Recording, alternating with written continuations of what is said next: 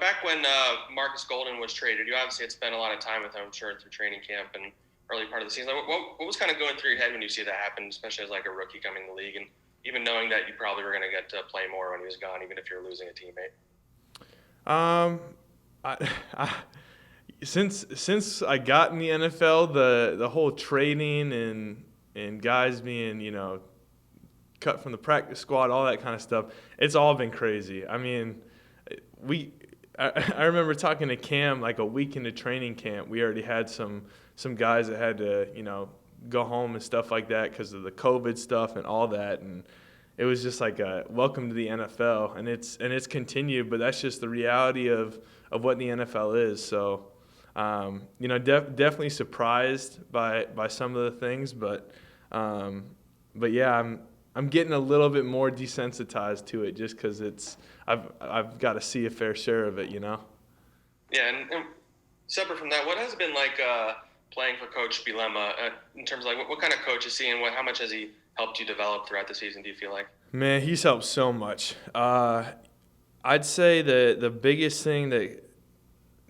that works so well for Coach B is that he's such a great teacher. I think that a lot of times you can get coaches that aren't specifically great teachers, but that dude's like a great teacher, and he's super detailed with it. And so, for a rookie at the beginning, it was a lot to take in, but as we've progressed throughout the year and all that kind of stuff, it's paid off so much. The amount of detail, the amount of structure, the amount of focused teaching and all that kind of stuff. He's not one of those guys that's all right. You better know what you're doing, otherwise, you're screwed. Get off the field. It's like I'm going to make sure that you know what you're doing, and it's paid huge dividends for me and Cam and Nico and all those guys. So yeah. Big shout out to Coach B. He's a great coach. Awesome. Thanks, man. Yeah.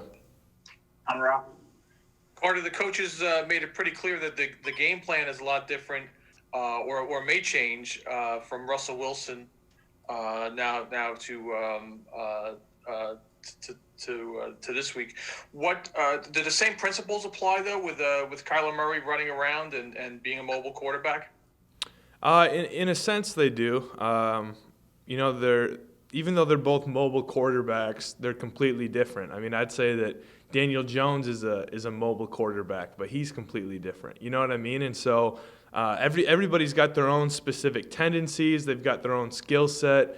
And as a defense, it's our biggest job is to exploit, what they struggle with. And so we have different focuses, but in terms of what works really well against Russell Wilson was we had a game plan and we executed that game plan as an entire defense. It wasn't one single player having a crazy game. It was collectively when we rushed together.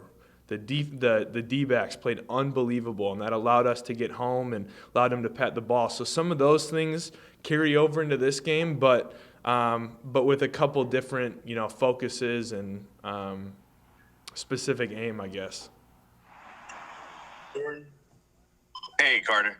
You talk about Bret and how great a teacher he is. I'm wondering what separates him from the other teachers you've had in the past?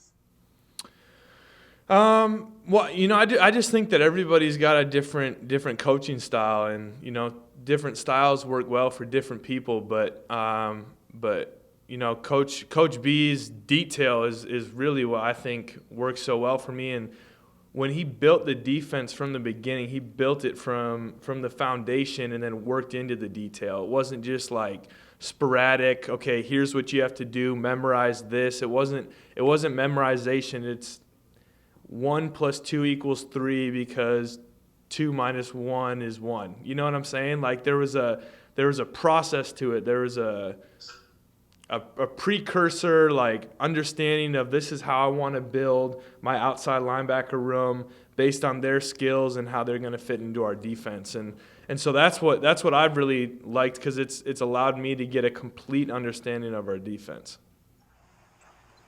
Duggan. Hey, Carter, as a young player, how much of a stabilizing force is Blake to have in the middle of your defense and getting everything lined up? So much. Blake's like having another coach on the field.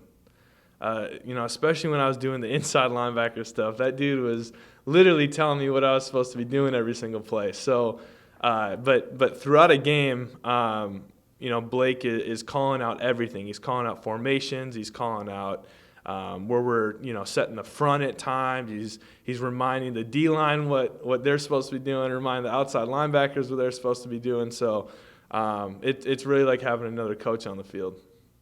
And so now he obviously got knocked out at the end of last game. You had to play without him for a series and a half. I don't know what his status is for Sunday.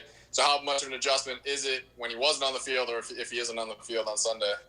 That just means that the guys around him need to elevate their communication. That's one thing that he does really, really well. And so, when Blake went down, that was one of those things where as a whole defense, we just need to communicate more to make up for that.